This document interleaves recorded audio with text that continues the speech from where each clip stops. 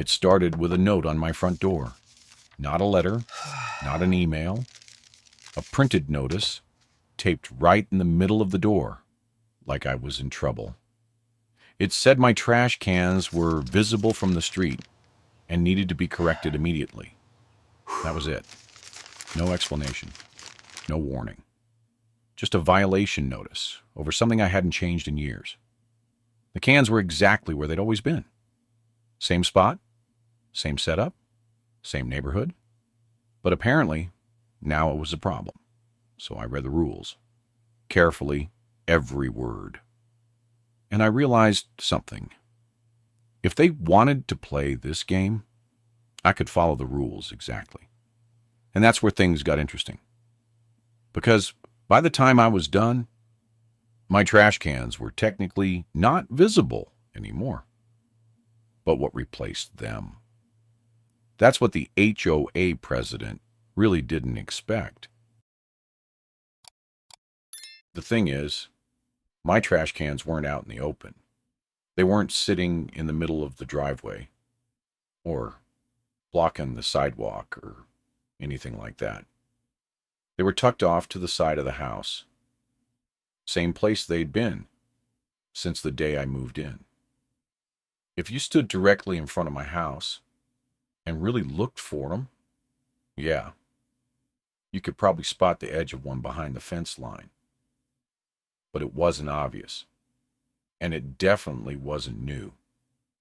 That's why the notice didn't make sense. So I pulled up the HOA guidelines. The actual rule said trash cans must not be visible from the street. That was it. No diagram, no measurements, no explanation of what visible actually meant. Just visible, which, depending on how you interpret it, could mean almost anything. I walked outside and stood in the street, looked at my house from different angles, took a few steps left, a few steps right. Sure, if you stood at just the right spot, you could see a sliver of the lid. But if that counted as a violation, then half the houses on the block were breaking the same rule. So I did what most people would do. I tried to fix it the normal way. I moved the cans a little further back, adjusted the angle, even pulled them closer to the wall so they were more hidden. From the street, they were basically gone. Problem solved, or at least that's what I thought. 2 days later, another notice showed up. Same wording, same violation. Still visible. That's when it clicked. This wasn't about the trash cans. It was about control. Because no matter how I positioned them, someone could always find a way to say they were visible, and if the rule is vague enough, you can enforce it however you want. That's when I stopped trying to guess what they meant, and decided to follow the rule exactly as it was written, word for word. No interpretation, no assumptions, just compliance. Because if visible from the street was the standard, then I was about to make sure my trash cans weren't visible at all. Not even a little. And that's where things started to get creative. So I stopped guessing what they wanted. And I stopped trying to make it look better. Instead, I focused on one thing: the exact wording of the rule. Trash cans must not be visible from the street. Not should look nice. Not should be reasonably hidden. Not should be approved by the board. Just, not visible. That's it. So I started thinking differently. If the problem was visibility, then the solution wasn't moving the cans. It was blocking the view. At first I tried something simple. I picked up a small outdoor storage box from the hardware store. Clean, neutral color, nothing flashy. Placed it right where the cans sat. From the street? You couldn't see them at all. I figured that would be more than enough. A couple days later, another notice, still visible. At that point, I actually laughed, because now it was obvious. No matter what I did, they were going to keep calling it a violation. So I decided to stop playing defense and start following the rule exactly. If they didn't define how something should look, then technically, I had a lot of room to work with. That weekend, I went all in. I built a full enclosure around the trash cans. Not some flimsy cover, a proper structure.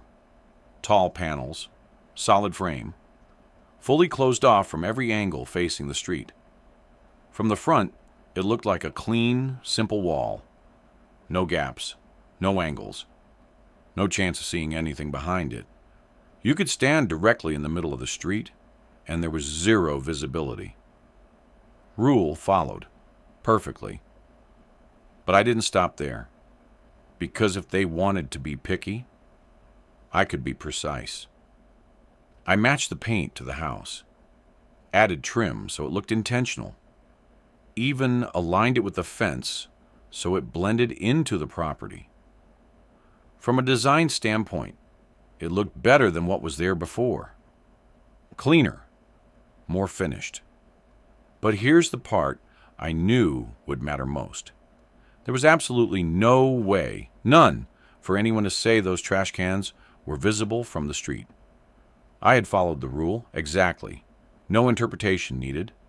So I waited, and sure enough, a few days later, another notice showed up. But this one was different, because this time, they weren't complaining about visibility anymore. They were complaining about what I built. And that's when I knew I'd forced the conversation into a corner they weren't expecting. The new notice didn't mention the trash cans at all. Not once.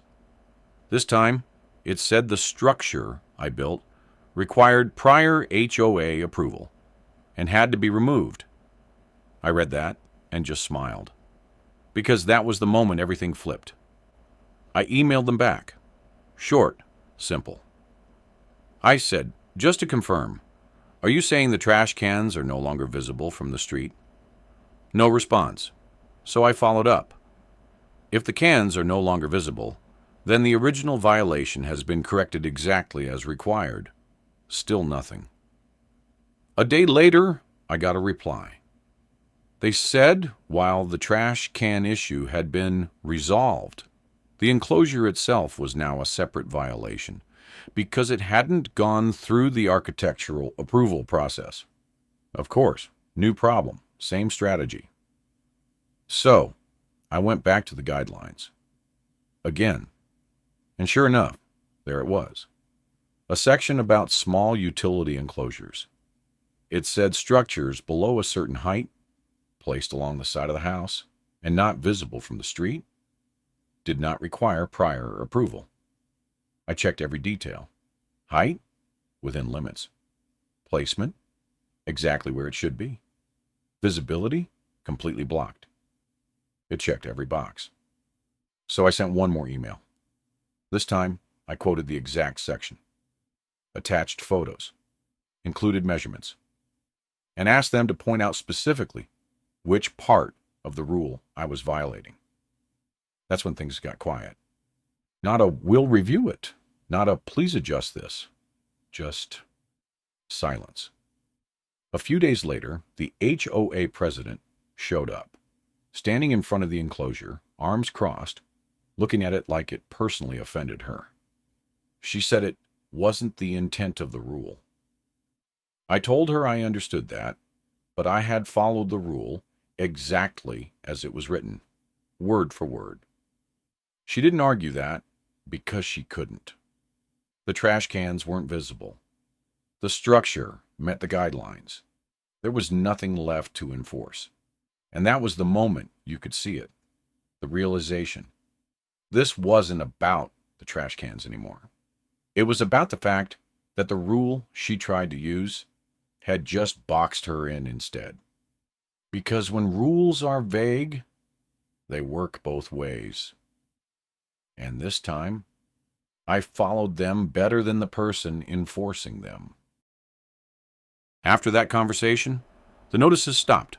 No follow-ups, no new violations, no clarifications, just silence. The enclosure stayed exactly where it was, and the trash cans completely out of sight, exactly like the rule required. A week later, I got one last email from the HOA. It said the issue had been closed and no further action was needed. No mention of the enclosure. No request to remove it. No explanation. Just closed, which told me everything I needed to know. Because if there had been anything they could enforce at that point, they would have. Over the next couple of weeks, I started noticing something else. A few neighbors had done the same thing. Not identical enclosures, but similar ideas. Different designs, same concept. Follow the rule exactly and leave no room for interpretation. Funny how that works. The rule didn't change. The enforcement didn't change. But once someone pushed back the right way, everything got a lot quieter. And honestly, that was the most satisfying part. Not winning an argument, not proving a point. Just knowing that the next time someone got one of those vague, visible notices, they had a clear example of how to deal with it. Because HOAs rely on people guessing what the rules mean. But when you stop guessing and start reading them carefully, you realize something. Most of the time, the power they're using comes from interpretation. And the moment you take that away, there's not much left for them to stand on. The cans stayed hidden. The enclosures stayed up. And for the first time since that notice showed up on my door, the whole situation was exactly what it should have been from the start. Handled